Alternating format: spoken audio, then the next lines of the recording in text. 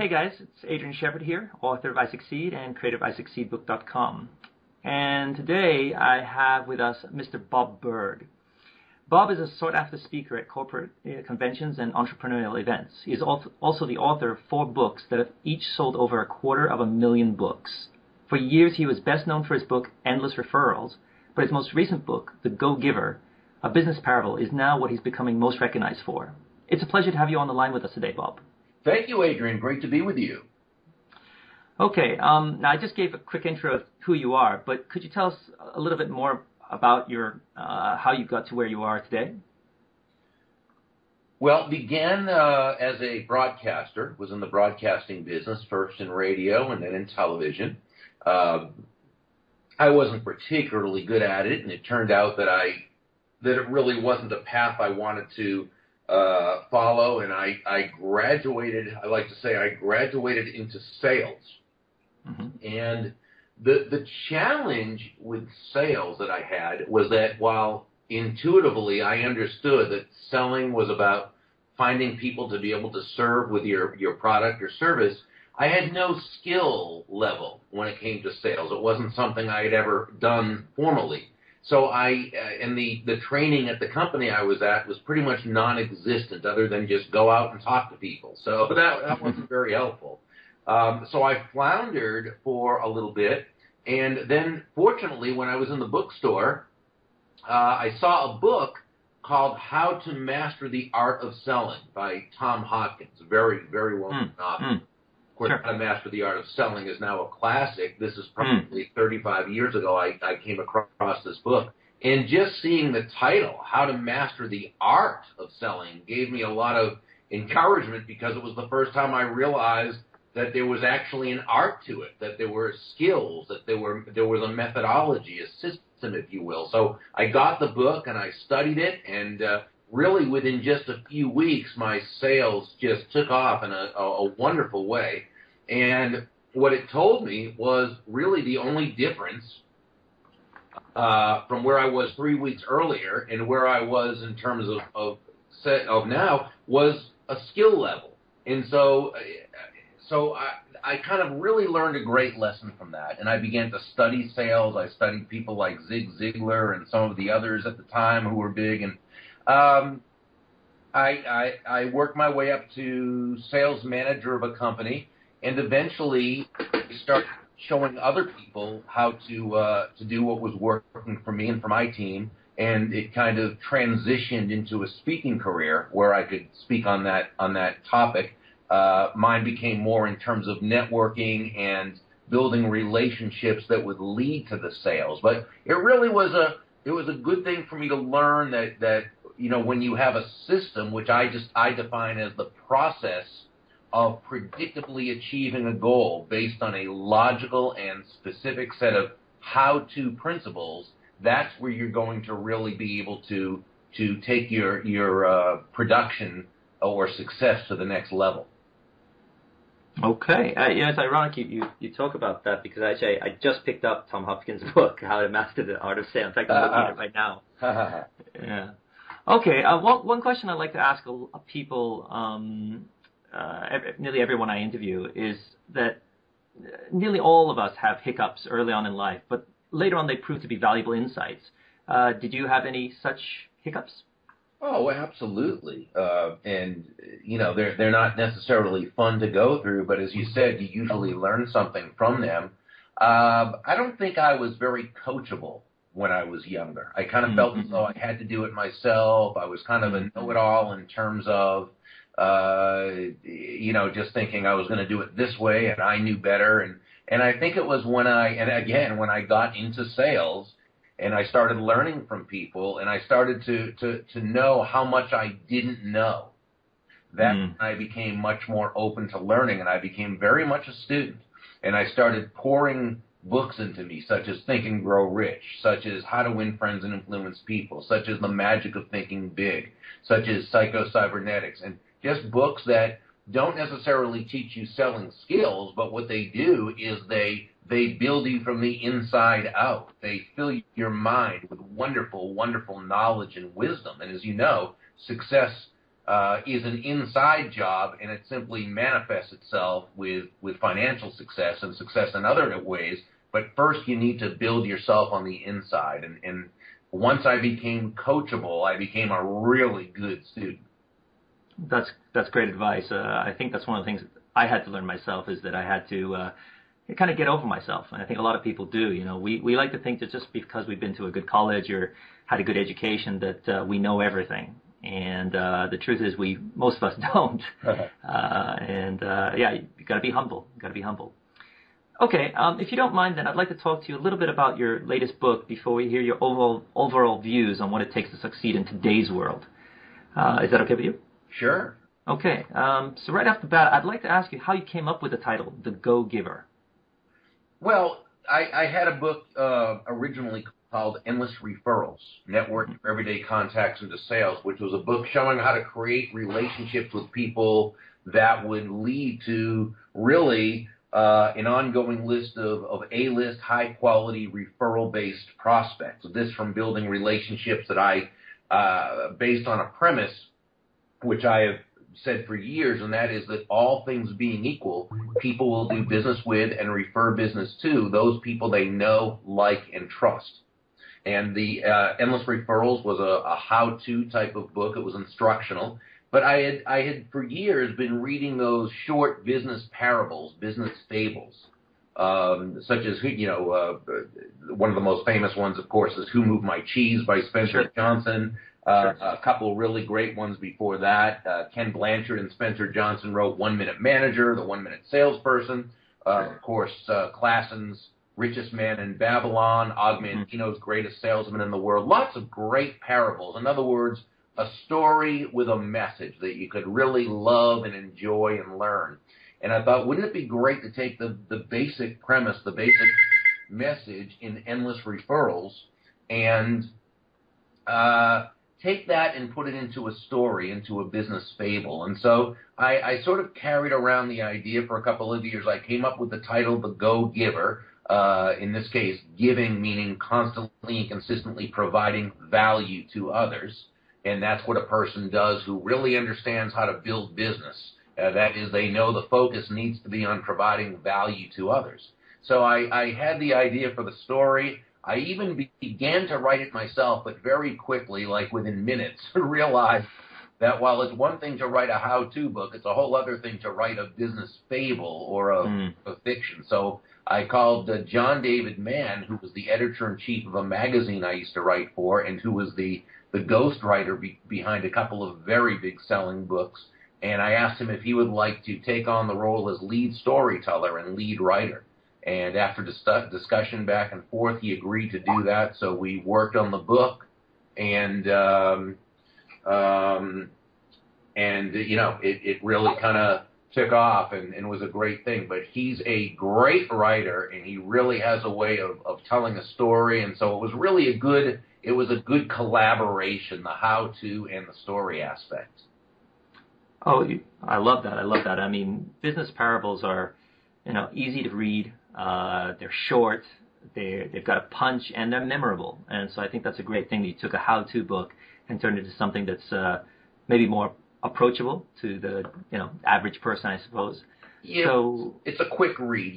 Someone can read it in an hour or 2 hours. And as a story, it shares lessons that are kind of more fun to take in. So, we've had a lot of fun with it. In the book, you talk about the 5 laws of stratospheric success. Would you mind going through them with us? Oh, not at all. The 5 laws themselves are the laws of value, compensation, influence, authenticity, and receptivity. The first law, the law of value, it simply says that your true worth is determined by how much more you give in value than you take in payment. Now, this sounds a little bit counterintuitive, Adrian, and when you first hear it, it kind of sounds like, wow, that's a recipe for bankruptcy. I mean, you give more in value than you take in payment and survive in your business, never mind thrive in it. So we simply have to understand the difference between price and value. Price is a dollar figure. It's a dollar amount. It's finite. It is what it is. Value, on the other hand, is the relative worth or desirability of a thing to the end user. In other words, what is it about this thing, this product, service, concept, idea, that brings with it so much worth or value that someone will willingly exchange their money for it and be ecstatic that they did while you still make a very healthy profit? And we can provide a very quick example by saying that, pretend that you hire an accountant to do your tax returns for you, and this accountant charges you $1,000. Well, that's his fee or his price. But what value does he give you in exchange? Well, let's say he saves you $5,000. He saves you 30 hours of time. And most importantly, he provides you with the security and the peace of mind of knowing it was done correctly. So we see that value, where price is finite, value can be both concrete in terms of the $5,000 savings, but it can also be conceptual or intangible in terms of the peace of mind, which is so important. So, and the entire buying experience. So, what he did is he gave you well over $5,000 worth of value in exchange for $1,000. So you feel great about it because you got more value than what you paid for. But he also made a very, very healthy profit, which he should. And that's the kind of relationship we want to have with anyone with whom we do business. We want to give them such a unique, exceptional, wonderful buying experience that they feel they receive more in value than what they paid for, and we make a very healthy profit. And the way that happens is going back to what we were talking about earlier, and that is focus. Focusing on providing value to that person. You see, money is simply an echo of value. We could say it's the thunder to value's lightning. In other words, the value comes first, and the money is simply a natural and direct result of the value you provide. That's great. I love it. I mean, and, in today's world with the internet, I mean, you can get so much great information, and you've really got to stand out. And how do you do that? I mean, you give away your best stuff. I mean, people like some of the great marketers out there, they're giving away some great ideas for free, completely. And, they're doing it because they want to help, and they're doing it because they believe that they're providing value to people, and then some people will then want to hire them to do more, to give them more help, and to go specific on their, industry or whatever. And it works. It's a two-way street kind of thing. I scratch my back and you scratch mine in the end. I scratch your back, you scratch mine. So, yeah, I love it. And even on the internet, there's other ways to add value than just by, giving away some free information, which is fine as well. I mean, the idea of that is for them to, as you said, begin to really receive value from you, and they want more because there's more that they want to be able to do, and they come to feel like that you can help them do it, and they're very willing to pay for that, and that's great. Now, there's other ways you can provide value to people on the way to forming that relationship. You can, on social media, you can retweet people, you can connect people with others, you can provide them resources and advice and so forth, and just make them feel good about themselves by just being a friend. And so, there's all sorts of ways to provide value. And as long as we always have that at top of mind awareness, who can we connect this person with, who can be of assistance to them, who they can also benefit, and we become a connector of people. That's a great way of providing value. So whether it's in the online world or the bricks and mortar world, we can always be focusing on providing value to others in one way or another. And as we do this, we're planting wonderful seeds of goodwill and of unique value to people. Yeah, I completely agree. And you touched on social media, and it is a powerful tool to be able to share ideas with other people and to help make their lives better. I mean, that's what I'm trying to do with my site and my fan page. And exactly. I do my part, and you've done much more, and you've helped many, many people along the way. And so I'm sure the people that are listening to this do appreciate that. Well, thanks. You're doing a great job, and just keep up the good work. Trying my best. Okay, that was the first law. Could you go into the law of compensation? Yeah, the law of compensation says Your income is determined by how many people you serve and how well you serve them. So where law number 1 says to give more in value than you take in payment, while still making a profit, of course, law number 2 tells us that the more people whose lives you add that kind of exceptional value to, the more money with which you'll be rewarded. Let's go back again to your accountant, who did a great job of giving you more in value than he took in payment. The chances are you feel very good about him. You would do business with him again, and you would refer him to others. Well, his other clients feel the same way, and as he continues to add that kind of exceptional value to the lives of more and more people, his income will continue to grow and grow. He's amassing an army of personal walking ambassadors. He's able to sell on value rather than trying to sell on low price. And remember, when you try to differentiate yourself by being the lowest price, unless you're Walmart, it's not going to work out for you. Because when you try to make the issue price, when you try to sell on being the lowest price, people think of you as a commodity. When you sell on value, high value, then you're a resource. And so but the key to law number 2 is understanding that while law number 1, providing value, great value, is a terrific thing, that only represents your potential income. Your actual, in other words, it's not enough to just serve one person excellently. Your income is really determined by your impact, your outreach, how many people you serve with that tremendous value. It's sort of like in the story, remember there was Ernesto's restaurant, and he served great food. Everybody came away feeling, they may have paid $100 or $150 for the meal, but wow, they got hundreds and hundreds and hundreds of dollars in that great buying experience. They felt great. But remember, his place was always packed because people were telling everybody about it. It wasn't enough for him to just serve one great meal.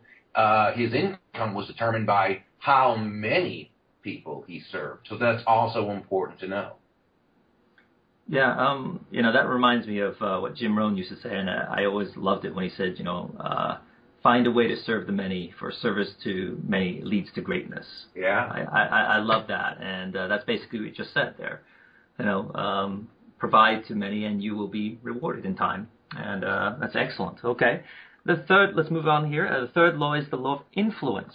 What is that? The law of influence says your influence is determined by how abundantly you place other people's interests first. Now, Adrian, this is another one of those that sounds counterproductive, but this is how all great leaders, top influencers, and the most successful salespeople conduct their lives and run their business. They're always placing other people's interests first. Now, don't get me wrong. Please understand, when we say place other people's interests first, we don't mean you should be anybody's doormat. We don't mean to be a martyr or self-sacrificial in any way. Not at all. That's not what it means. It's simply, again, going back to what we talked about earlier, and as Sam, one of the mentors in the story, shared with Joe, the protege, all things being equal, people will do business with and refer business to those people they know, like, and trust. And there's no faster, more powerful, or more effective way to elicit those feelings toward you in others than by moving from what we call an I focus or a me focus to an other focus. Totally laser focused on finding ways to make their lives better, easier, richer, more fulfilling, or what have you. In other words, going back to focusing on providing value to them. And when you can do this, here again, you're planting the seeds of goodwill, of great will, into the lives of many. And these people feel good about you. They know you, like you, trust you, want to see you succeed, want to add value to your life, want to be a part of your life. And this is where business begins to become a lot more fun, a lot less stressful, and absolutely a lot more profitable. Okay. Yeah, absolutely. You've got to see the world through their eyes. Yeah, definitely. The other two laws, I would like to go through them, but I'd like to move on, and hopefully people will pick up the Go-Givers later on and check those two laws out for themselves. But I would like to touch on you talked about the law of left field. Could you explain that? Well, yeah. The law of left field is not its own separate law. It's actually a part of the fifth law, the law of receptivity. And we talked about the laws of value, compensation, and influence. Law number 4, the law of authenticity. And law number 5 is the law of receptivity, which means just like breathing out and breathing in, giving and receiving are two sides of the very same coin. So while we want to focus on giving value to others, while we focus on giving, we need to be able to allow the receiving. And so the law of left field, though, simply says that the greatest gifts will come to you. Often they'll come to you at moments and from places you least expect. Basically, when living our lives according to these principles that we share in the book, great values showers down upon us from that kind of unnoticed, unseen place. For example, you find a great lead, you find a critical lead, you receive a great referral, you make a crucial last-minute connection that turns out to be a very, very lucrative new client. A golden opportunity drops suddenly right into your lap, or some incalculably valuable thing comes your way, but not from the people or places you might have expected or even hoped for. In other words, you said to yourself, wow, that one came right out of left field. Mm-hmm. Now, when living with what we would call a giving spirit, which again means focused on creating value for others, great value comes to you often suddenly and unexpectedly, and in amounts far greater than what anyone owes you. But here's the thing. I believe this is so vitally, vitally important to understand. There's absolutely nothing magical about this. There's nothing mystical or far off about this. You can't know exactly where these gifts will come from only because you can't know exactly where your influence is spread, but spread it has. See, again, going back to what we said earlier, you planted so many seeds of goodwill, of great will. So many people know you, like you, trust you, want to see you succeed, want to be a part of your life, that the world has now become what we call a benevolent context for your success. And while you can't necessarily see its operation, there is indeed cause and effect.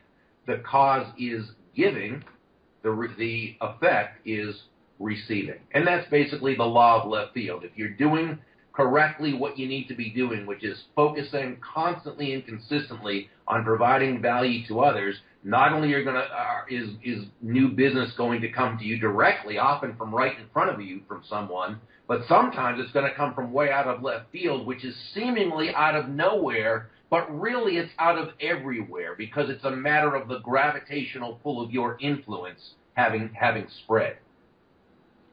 Awesome. I love it. Yeah, it kind of goes back to the Bible in the sense, kind of give and you shall receive, but sure. You don't always get it from the sources you expect. And sometimes I think people overlook that one because they sometimes feel like I'm giving to person A, and why isn't A returning the favor? But sometimes you get it from another source, and you don't think it's connected, but in actual fact it is. The law of left field. I love it. It often is connected, absolutely. And that's why when we give value to others, we need to do it without an emotional attachment to the results. We can expect great things to happen, and great things often do happen. And I always expect great things to happen. Why wouldn't we? But we can't be. But there's a difference between that and being emotionally attached to the result. And when we can stay unattached, we're living in joy, we're living in the moment, and that's when great things usually happen, when we're not attached to them having to happen. Exactly. Well, I mean, The Go-Giver sounds like an excellent read for anyone who wants to improve their business, but not just in their business, I mean, in their life in general. I mean, yes. This is how you have better relationships and how you have better marriages. I'm sure these are very powerful things to internalize for practically anyone who's listening to this podcast right now. Thanks so much. Oh, it's my pleasure. Okay, now I'd like to shift a little off the book, and I'd just like to ask, from your experience, your years of experience, what is the number one reason people fail in business? Oh, I think there are various reasons. They may not be prepared, for what they need to do. A good friend of mine, Carol Roth, wrote a wonderful, wonderful book about this called The Entrepreneur Equation. And she's a very, very successful entrepreneur. The things she says, and Michael Gerber, of course, talks about this in his E-Myth series, is that just because somebody's good at a certain thing, what Gerber called being a technician, just being very good at a skill, that doesn't mean they necessarily should be in business for themselves, and it doesn't necessarily mean they understand the business aspect of being in business for themselves. And so Carol, I think, really talks about this beautifully in her book. But there are many reasons. Again, it could be that expectation that business is something that it's not. You may have just created a job for yourself rather than a business. You may not have the skill. You may not have learned the skills of business. You may not understand how to properly set goals that are going to work. You may not understand the financing. You may not know the marketing of a business. So there's many reasons why a business doesn't work. So what you want to do is find out those things that make a business work and learn those and study those and get coaching with that, or, whatever it is you want to do. So make sure, I always say, and I call this the success formula, that, you begin with a dream, as Napoleon Hill called it in Think and Grow Rich, a definitive purpose, okay? Begin with that desire, and then you've got to make sure to get the correct information. I call it seek out and find the system. We were talking about having a system earlier, right? Seek out and find the system. Don't try and reinvent the wheel. If you're wanting to get into a certain business, research people who built that business successfully already. And if the way they do it is congruent with the way that you live your life and do business, follow what they do, at least the basic principles, until you learn enough to sort of, do things on your own. You've got to apply the information immediately. You've got to take action on it even before you're 100% there. And you've got to be very, very persistent. You've got to understand that you're going to get a lot of no's along the way. A couple great friends of mine, Andrea Waltz and Richard Fenton, wrote a wonderful, wonderful little book called Go for No. You can find it at www.goforno.com. And what they do is, their basic theme is that yes is the destination, no is how you get there. In other words, the road to yes is paved with a lot of no's. And they show you how not just to accept that, but how to actually embrace it and utilize these no's as a way to get the yeses. So we must be persistent, and then we need to have enough belief in what we're doing that when we get into what Seth Godin calls the dip, that place that seems as though it just isn't quite happening, that we're able to stick with it and stick to it. And the reason why is because our belief in what we do is so big that we're able to carry on and do what we need to do. Oh, exactly. I think that was a perfect answer. Now, you mentioned the importance of finding the right people, and I'm sure you've had your mentors.